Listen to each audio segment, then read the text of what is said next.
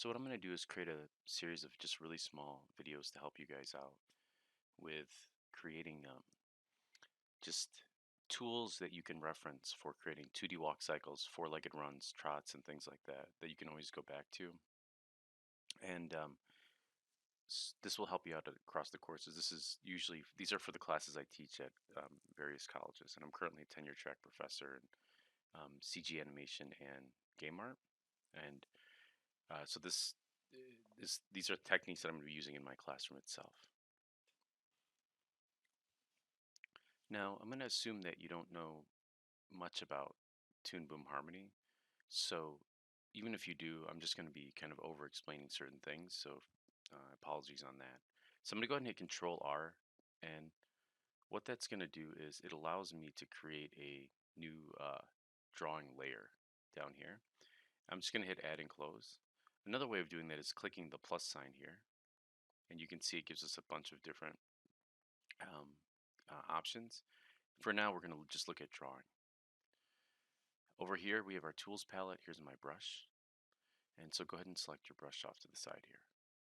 I can adjust my brush size by holding O down and clicking, and that'll scale it up and down. And off to the side here, I have a bunch of tool properties. If for whatever reason I click on something and you don't see it in your interface, go ahead and go up here to Window, and you can click on Windows, and you can grab them down here. So for example, color and so forth. Here's tool properties. This is where my brushes are. So let's go ahead and get started with just sketching. So we're going to just start off with, let's make one more of these drawing layers. Creating a thumbnail. So essentially for me, that's a stick figure of our character just sort of walking in place. We'll do a 2D walk. So I'm going to rename this by double clicking on it and just name it ground. And it's sort of this is our line. So I'm going to click here, our ground line that our character is going to walk across. So I'm going to click here and then I'm going to hold shift as I draw across, and it'll help me create a straight line. Now this is more of a practicing animation, but I want you to save these and refine them with time and actually create a story about it. I don't want you to feel like a lot of times with students, they'll create these beautiful character sheets and then they'll try to animate that character sheet. And it's important that you just animate a stick figure or thumbnail and then transpose your character sheet on a nice walk. So try to divorce creating polished work with practice until after you've gotten further along in your skill set. I'm going to actually drag this little red bar out for quite a bit. So what we'll look at is maybe doing a 24 frame walk. So I'm going to take this all the way over here. And so here's my frame 24. And I also want to extend this line. So if I click here and I hit F5, you can see that it extended this drawing all the way across. See that? The line, the ground line, all the way over to frame 24 here. So let's click on one. And let's just create sort of just a really bad stick figure drawing of our first frame. So on frame one, I'm just going to create a line that represents the body. And then I'm going to extend that line all the way down to a foot that shows, now this is it's called our contact pose that we're drawing out here. So here's our body here. And there's a little bit, imagine that there's like a little hip crease here. You don't necessarily have to draw out those two circles. But what you can do is just draw a line out that extends a little bit higher this way, and then just draw the line out like this. Now, where we know, this is sort of a trick, where this foot's going to land is there's going to be a shadow on the ground. That's the arc. And this shadow is going to show where our placement is going to be. Okay? So there's our frame one. And I could have extended his stride out a little bit more here. And my brush is getting, I don't necessarily like this brush. It's not really reading the sensitivity of my tablet much here. Let's extend that out to double check. Yeah, see how it's just kind of blocky. So I'll have to, in the next video, fix that. Oops, let's bring that back. All right, so let's go ahead and continue on. All right, so what I'm going to do is hold Shift, or I'm sorry, Control, and I'm going to just highlight this entire drawing here. And I'm going to go all the way to frame, well, let's hit Control C. We want to copy that. And I'm going to go all the way to frame 13. So here's a trick. What I can do is take this drawing, paste it, and I'm just going to move it. Let's kind of move all this. Move this drawing on frame 13 all the way here. Now, what this represents, as I'm moving this, you can kind of see it. Oops, let's try that again. Here's frame 1. And let's go ahead and turn onion skinning on so we can see our last frame. And I'm going to extend this pretty wide.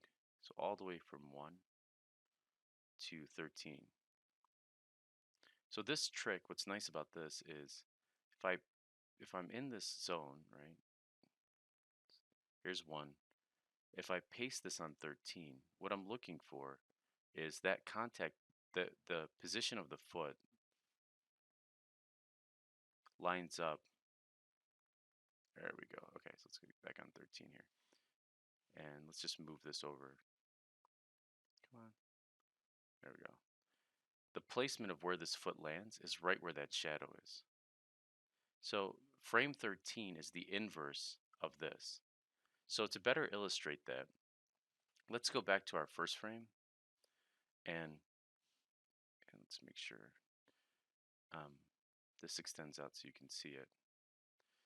I'm going to go back to my painting brush tool and I'm going to construct a box just sort of like this that represents this foot, and this other inverse foot is on the inside, and we'll extend that box this way.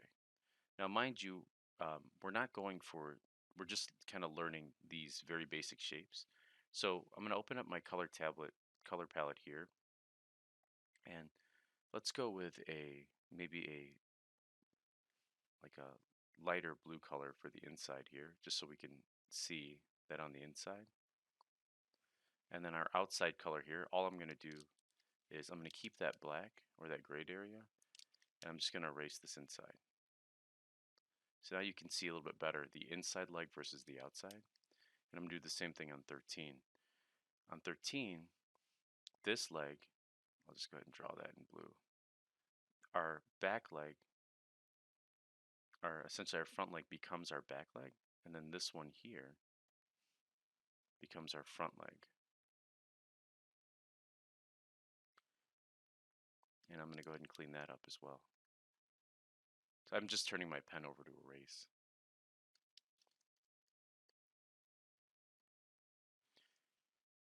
And if I hit F and G, so I hit F here, I can flip between the different layers. You can see it's got our switch. Okay. All right. So now to complete the cycle, right, we're going to do the same thing. Our leading foot becomes our back leg, right? So what's really easy about this, or nice, is with that trick, if I highlight this, and let's copy, and then I'm going to go all the way to 24 here, and I'm going to paste it again. If I move this over, you can see we know easily where our last walk ends, right? Because it ends up in that shadow. So that's kind of a nice little trick to show you how to do walk cycles, right? So if I hit G here, I can scrub. Let's kind of go up here for a second. I can scrub routine them. Okay, and I'm going to open up my X sheet for a second. Make sure that our ground here, and I'm actually going to lock this layer so that we don't by accidentally draw on it. And for now, we have our 3 contact poses.